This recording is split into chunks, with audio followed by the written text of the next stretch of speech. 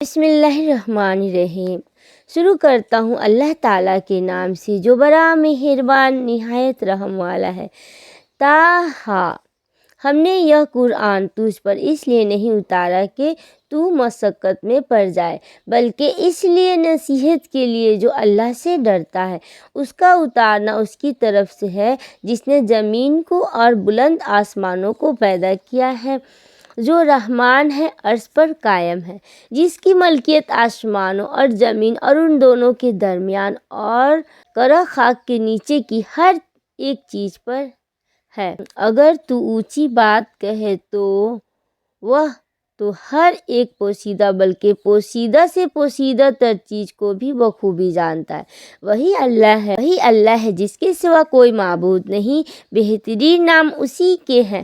تجھے موسیٰ علیہ السلام کا قصہ بھی معلوم ہے، جبکہ اس نے آگ دیکھ کر اپنے گھر والوں سے کہا کہ تم ذرا سی دیر ٹھہر جاؤ، مجھے آگ دکھائی دی ہے، بہت ممکن ہے کہ میں اس کا کوئی انگار تمہارے پاس لاؤں یا آگ کے پاس راستے کی اطلاع پاؤں۔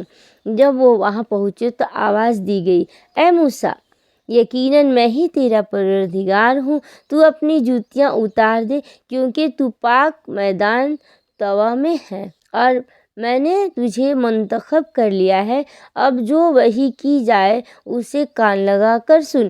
بے شک میں ہی اللہ ہوں، میرے سوا عبادت کے لائق اور کوئی نہیں، بس تو میری ہی عبادت کر اور میری یاد کے لیے نماز قائم رکھ۔ قیامت یقیناً آنے والی ہے جسے میں پوشیدہ رکھنا چاہتا ہوں تاکہ ہر شخص کا وہ بدلہ دیا جائے جو اس نے کوشش کی ہو۔ بس اب اس کے یقین سے تجھے کوئی ایسا شخص روک نہ دے جو اس پر ایمان نہ رکھتا ہو اور اپنی خواہش کے پیچھے پڑا ہو، ورنہ تو ہلاک ہو جائے گا۔ اے موسیٰ، تیرے اس دائیں ہاتھ میں کیا ہے؟ جواب دیا کہ یہ میری لاٹھی ہے جس پر میں ٹیک لگاتا ہوں اور جس سے میں اپنی بکریوں کے لیے پتے جھاڑ لیا کرتا ہوں، اور بھی اس میں مجھے بہت فائدہ ہے۔ اے موسیٰ، تیرے اس دائیں ہاتھ میں کیا ہے؟ جواب دیا کہ یہ میری لاٹھی ہے جس پر میں ٹیک لگاتا ہوں اور جس سے میں اپنی بکریوں کے لیے پتے جھاڑ لیا کرتا ہوں، اور بھی اس میں مجھے بہت سے فائدے ہیں۔ فرمایا، اے موسیٰ، اسے اپنے ہاتھ سے نیچے ڈال دے۔ ڈالتے ہی وہ سانپ بن کر دوڑنے لگی۔ فرمایا، بے خوف ہو کر اسے پکڑ لے، ہم اسے اسی پہلی سے صورت میں دوبارہ لا دیں گے۔ اور اپنا ہاتھ اپنی بغل میں ڈال لے تو وہ سفید چمکتا ہوا ہو کر نکلے گا، لیکن بغیر کسی عیب اور روگ کے۔ یہ دوسرا معجزہ ہے، اس لیے کہ ہم تجھے اپنی بڑی بڑی نشانیاں دکھانا چاہتے ہیں۔ اب تو فرعون کی طرف جا، اس نے بڑی سرکشی مچا رکھی ہے۔ موسیٰ علیہ السلام نے کہا کہ اے میرے پروردگار، میرا سینہ میرے لیے کھول دے اور میرے کام کو مجھ پر آسان کر دے، اور میری زبان کی گرہ بھی کھول دے تاکہ لوگ میری بات اچھی طرح سمجھ سکیں، اور میرا وزیر میرے کنبے میں سے کر دے، یعنی میرے بھائی ہارون علیہ السلام کو، تو اس سے میری کمر کس دے اور اسے میرا شریک کر دے تاکہ ہم دونوں بکثرت تیری تسبیح بیان کریں اور بکثرت تیری یاد کریں۔ بے شک تو ہمیں خوب دیکھنے بھالنے والا ہے۔ جناب باری تعالیٰ نے فرمایا، موسیٰ، تیرے تمام سوالات پورے کر دیے گئے۔ ہم نے تو تجھ پر ایک بار اور بھی بڑا احسان کیا ہے، جبکہ ہم نے تیری ماں کو وہ الہام کیا جس کا ذکر اب کیا جا رہا ہے کہ تو اسے صندوق میں بند کر کے دریا میں چھوڑ دے، پس دریا اسے کنارے لا ڈالے گا اور میرا پروردگار خود اس کا دشمن اسے لے لے گا، اور میں نے اپنی طرف کی خاص محبت و مقبولیت تجھ پر ڈال دی تاکہ تیری پرورش میری آنکھوں کے سامنے کی جائے۔ یاد کرو جبکہ تیری بہن چل رہی تھی اور کہہ رہی تھی کہ اگر تم کہو تو میں اسے بتا دوں جو اس کی نگہبانی کرے۔ اس تدبیر سے ہم نے تجھے پھر تیری ماں کے پاس پہنچا دیا کہ اس کی آنکھیں ٹھنڈی رہیں اور وہ غمگین نہ ہو، اور تو نے ایک شخص کو مار ڈالا تھا، اس پر بھی ہم نے تجھے غم سے بچا لیا، غرض ہم نے تجھے اچھی طرح آزما لیا۔ پھر تو کئی سال تک مدین کے لوگوں میں ٹھہرا رہا۔ پھر تقدیر الہی کے مطابق اے موسیٰ تو آیا اور میں نے تجھے خاص اپنی ذات کے لیے پسند فرما لیا۔ اب تو اپنے بھائی سمیت میری نشانیاں ہمراہ لیے ہوئے جا، اور خبردار میرے ذکر میں سستی نہ کرنا۔ تم دونوں فرعون کے پاس جاؤ، اس نے بڑی سرکشی کی ہے، اسے نرمی سے سمجھاؤ، شاید وہ سمجھ لے یا ڈر جائے۔ دونوں نے کہا کہ اے ہمارے رب، ہمیں خوف ہے کہ کہیں فرعون ہم پر کوئی زیادتی نہ کرے یا اپنی سرکشی میں بڑھ نہ جائے۔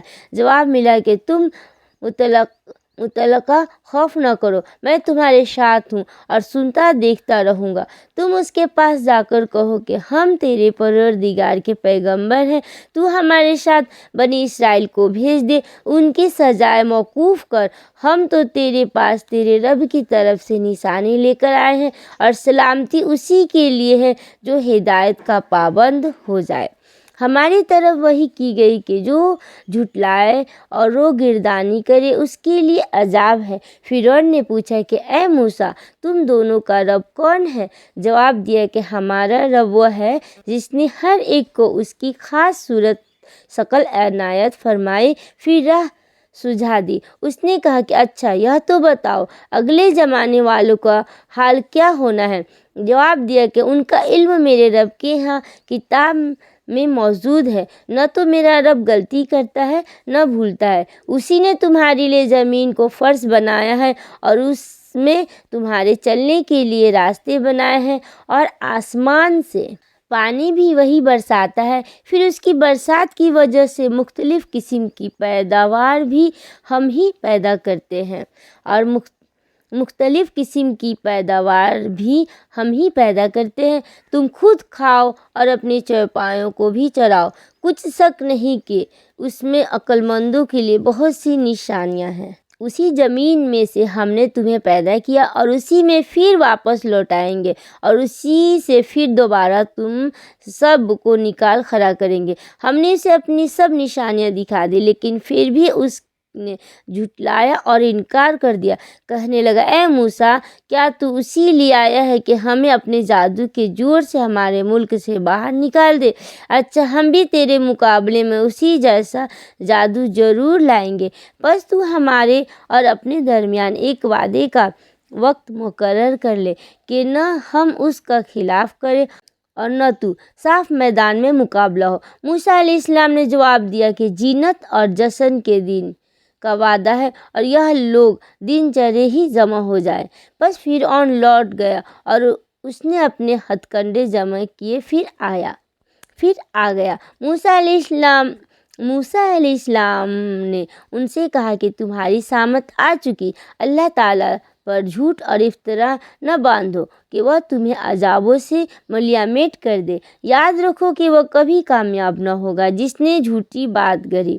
بس یہ لوگ آپس کے مشوروں سے مختلف رائے ہو گئے اور چپکے مشورہ کرنے لگے، کہنے لگے کہ یہ دونوں محض جادوگر ہیں، اور ان کا پختہ ارادہ ہے کہ اپنے جادو کی زور سے تمہیں تمہارے ملک سے نکال باہر کرے اور تمہارے بہترین مذہب کو برباد کرے۔ تو تم بھی اپنا کوئی داؤ اٹھا نہ رکھو، پھر صف بندی کر کے آؤ، جو آج غالب آ گیا وہی بازی لے گیا۔ کہنے لگے کہ اے موسیٰ، یا تو پہلے ڈال یا ہم پہلے ڈالنے والے بن جائیں۔ جواب دیا کہ نہیں، تم ہی پہلے ڈالو۔ اب تو موسیٰ علیہ السلام کو یہ خیال گزرنے لگا کہ ان کی رسیاں اور لکڑیاں ان کے جادو کے زور سے دوڑ بھاگ رہی ہیں۔ بس موسیٰ علیہ السلام نے اپنے دل میں ڈر محسوس کیا۔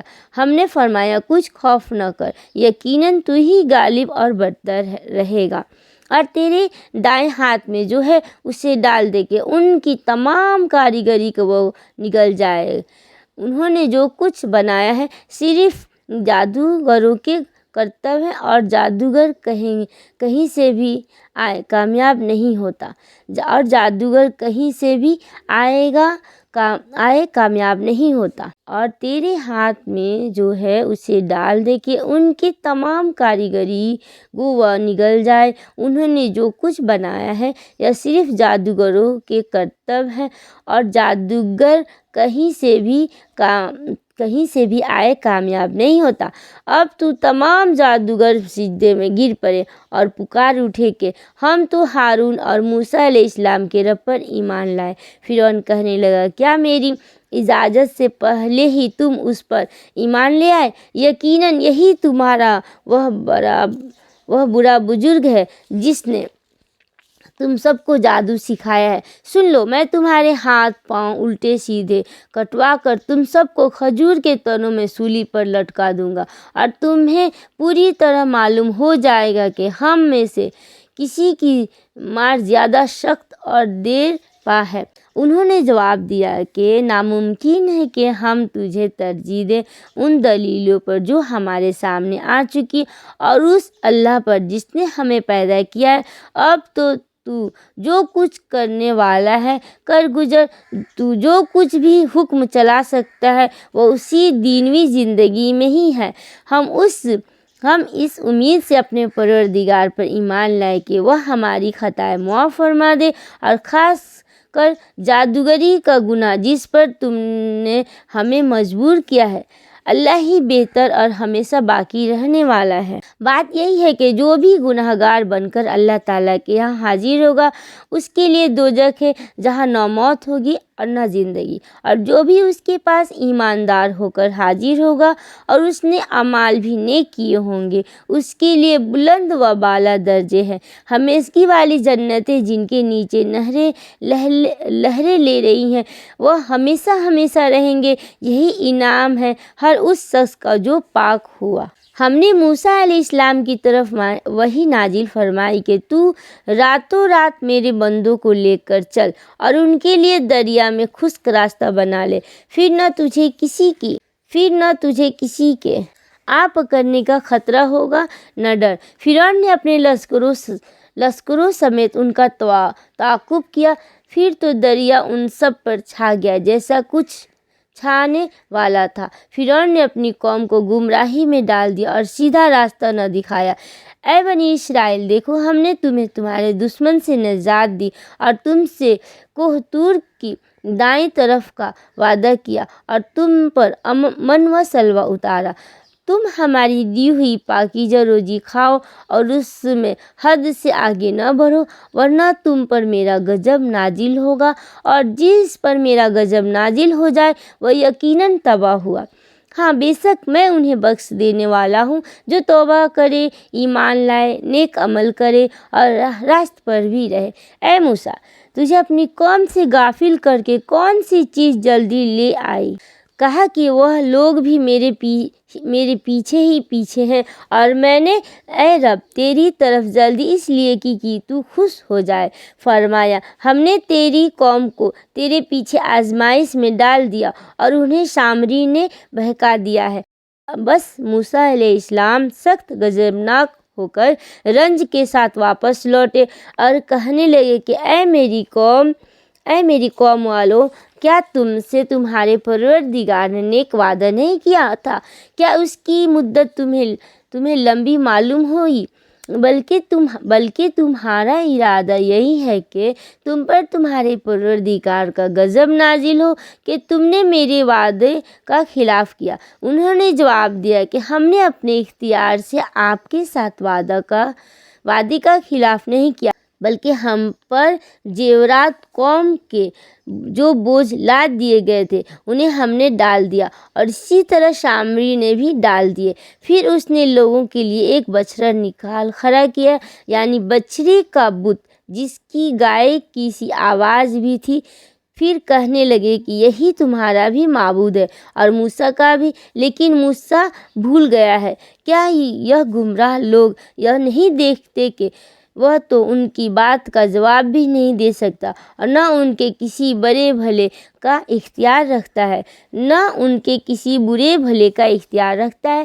اور ہارون علیہ السلام نے اس سے پہلے ہی ان سے کہہ دیا تھا کہ اے میری قوم والو، اس بچڑے سے تو صرف تمہاری آزمائش کی گئی ہے، تمہارا حقیقی پروردگار تو اللہ رحمان ہی ہے۔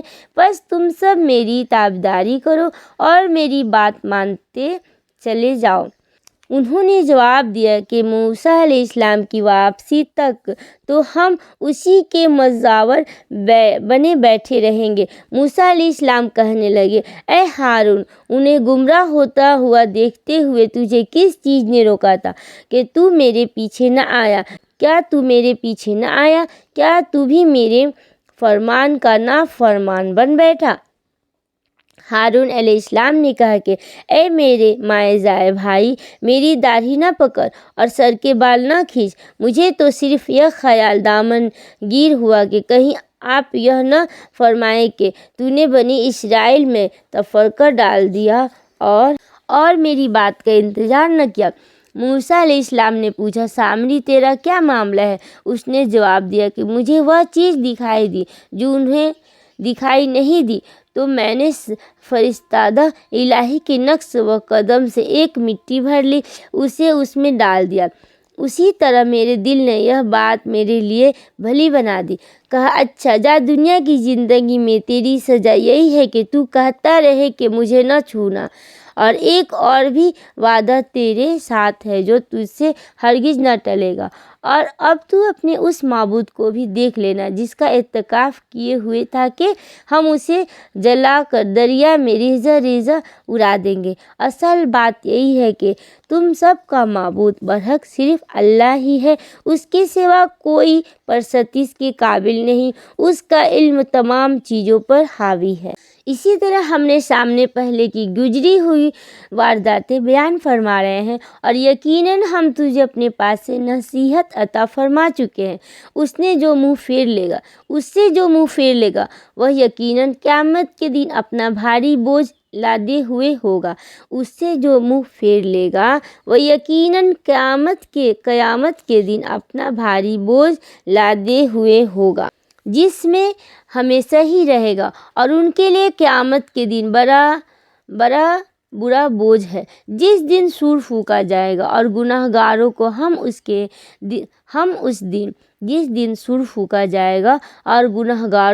ہم اس دن دہشت کی وجہ سے نیلی پیلی آنکھوں کے ساتھ گھیر لائیں گے۔ وہ آپس میں چپکے چپکے کہہ رہے ہوں گے کہ ہم تو دنیا میں صرف 10 دن ہی رہے ہیں، جو کچھ وہ کہہ رہے ہیں اس کی حقیقت سے ہم باخبر ہیں۔ ان میں سب سے زیادہ اچھی راہ والا کہہ رہا ہوگا کہ تم تو صرف ایک ہی دن رہے۔ وہ آپ سے پہاڑوں کی نسبت سوال کرتے ہیں، تو آپ کہہ دیں کہ انہیں میرا رب ریزہ ریزہ کر کے اڑا دے گا، اور زمین بالکل ہموار صاف میدان کر کے چھوڑے گا، جس میں تو نہ کہیں موڑ توڑ دیکھے گا نہ اونچ نیچ۔ جس دن لوگ پکارنے والے کے پیچھے چلیں گے، جس میں کوئی کجی نہ ہوگی، اور اللہ رحمان کے سامنے تمام آوازیں پست ہو جائیں گی، سوائے خسر پھسر کے تجھے کچھ بھی سنائی نہ دے گا۔ اس دن سفارش کچھ کام نہ آئے گا مگر جسے رحمان کے حکم دے اور اس کی بات کو پسند فرمائے۔ اس دن سفارش کچھ کام نہ آئے گی مگر جسے رحمان حکم دے اور اس کی بات کو پسند فرمائے۔ جو کچھ ان کے آگے پیچھے ہے اللہ ہی اسے جانتا ہے، مخلوق کا علم اس پر حاوی نہیں ہو سکتا۔ تمام چہرے اس کے زندہ اور قائم دائم مدبر اللہ کے سامنے کمال عاجزی سے جھکے ہوئے ہوں گے۔ یقیناً وہ بڑا برباد ہوا جس نے ظلم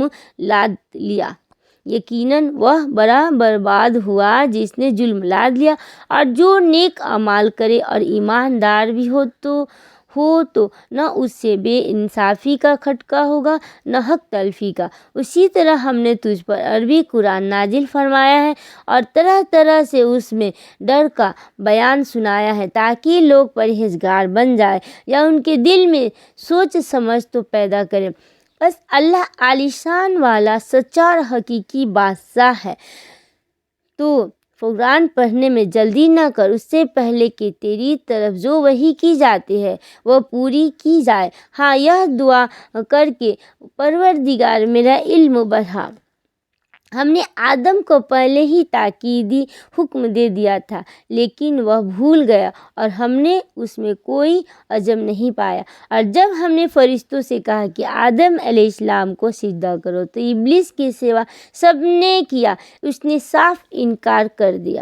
تو ہم نے کہا کہ اے آدم، یہ تیرا اور تیری بیوی کا دشمن ہے، خیال رکھنا ایسا نہ ہو کہ وہ تم دونوں کو جنت سے نکلوا دے کہ تو مصیبت میں پڑ جائے۔ یہاں تو تجھے یہ آرام ہے کہ نہ تو بھوکا ہوتا ہے نہ ننگا، اور نہ تو یہاں پیاسا ہوتا ہے نہ دھوپ سے تکلیف اٹھاتا ہے۔ لیکن شیطان نے اسے وسوسہ ڈالا کہ کہنے لگا کہ کیا میں تجھے دائمی زندگی کا درخت اور بادشاہت بتلاؤں کہ جو کبھی پرانی نہ ہو؟ چنانچہ ان دونوں نے اس درخت سے کچھ کھا پی لیا، ان کے ستر کھل گئے اور بہشت کے پتے اپنے اوپر ٹاکنے لگے۔ آدم علیہ السلام نے اپنے رب کی نافرمانی کی، پس بہک گیا۔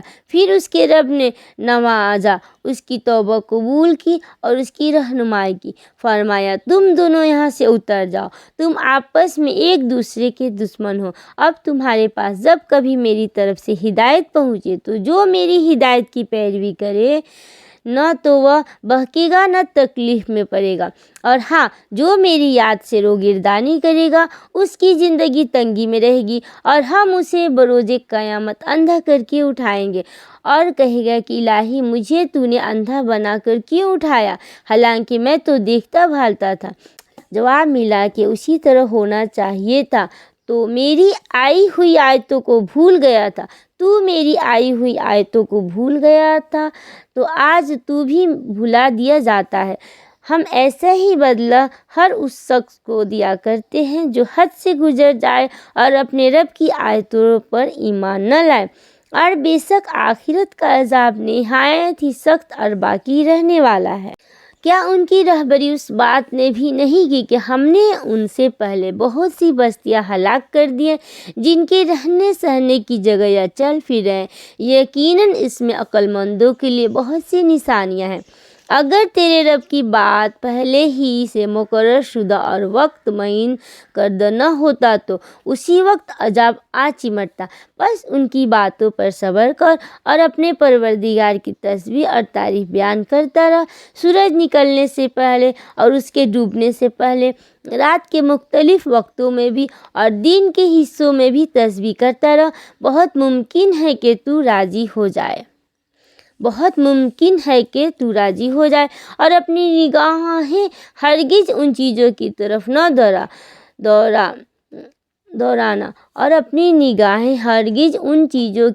نہ دوڑانا جو ہم نے ان میں سے مختلف لوگوں کو آزمائش دنیا کی دے رکھی ہے تاکہ انہیں اس میں آزما لے۔ تیرے رب کا دیا ہوا ہی بہت بہتر اور باقی رہنے والا ہے۔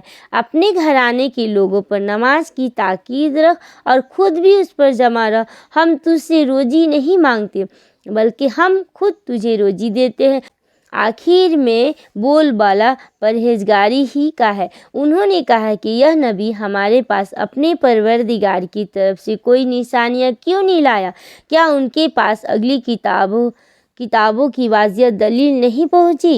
اور اگر ہم اسے پہلے ہی انہیں عذاب سے ہلاک کر دیتے تو یقیناً یہ کہہ اٹھتے کہ اے ہمارے پروردگار، تو نے ہمارے پاس اپنا رسول کیوں نہ بھیجا کہ ہم تیری آیتوں کی تابعداری کرتے اس سے پہلے کہ ہم ذلیل و رسوا ہوتے۔ کہہ دیجئے کہ ہر ایک انجام